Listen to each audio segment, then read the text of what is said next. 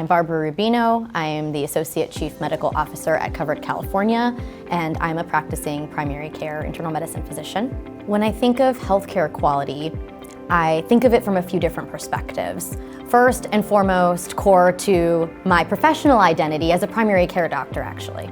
So when I think of healthcare quality from a relationship standpoint, what makes my relationships with my patients meaningful, what makes quality outcomes for my patients, is a knowing, trusted connection where I'm taking care of people for more than just their medical problems or their symptoms that they come to me with, but where I'm really able to think about them as a whole person, their families, their life situations.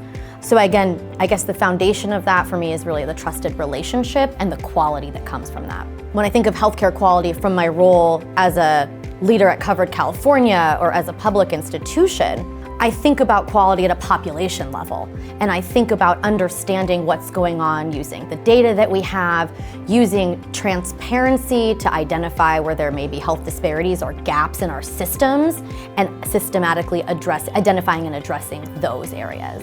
And then lastly, I think about quality as a patient or a parent, actually. I take my daughter to the same pediatrician that I went to when I was growing up, and she calls herself our grand pediatrician. And to me, isn't that the ultimate measure of quality and trust and relationship? This is somebody who knows generationally my family. And so when I think about all these perspectives, the core of them is trust, a relationship, that longitudinal understanding and being able to individualize care. And so quality is never a one-size-fits-all approach. In the future, quality measurement should certainly be one aspect or one way that we evaluate our systems of care.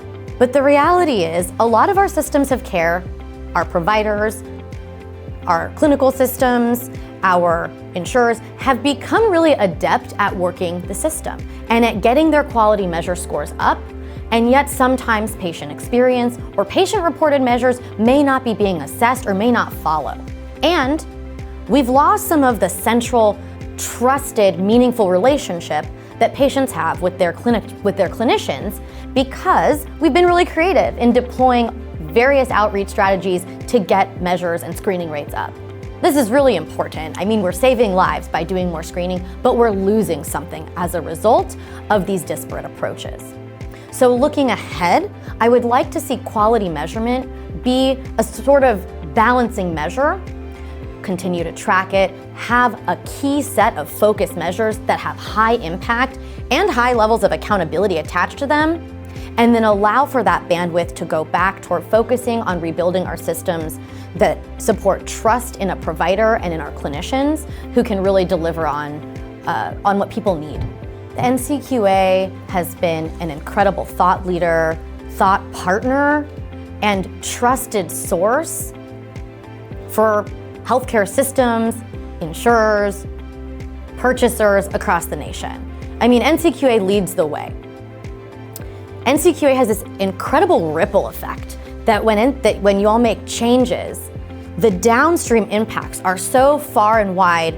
For example, a change in an NCQA measure or program directly impacts how we hold our health plans accountable, both for their contractual and quality requirements and for financial accountability programs. Looking ahead, I think that NCQA can be a thought leader and a thought partner in how we all build toward a future that refocuses on the central relationship between patients and people and their care teams, with quality measures right by our side to make sure that we're not missing anything, and looks ahead to recapture some of that spirit, some of what's I think been challenging in recent years, with folks feeling the impacts of a more fragmented system and still striving to meet those quality measures.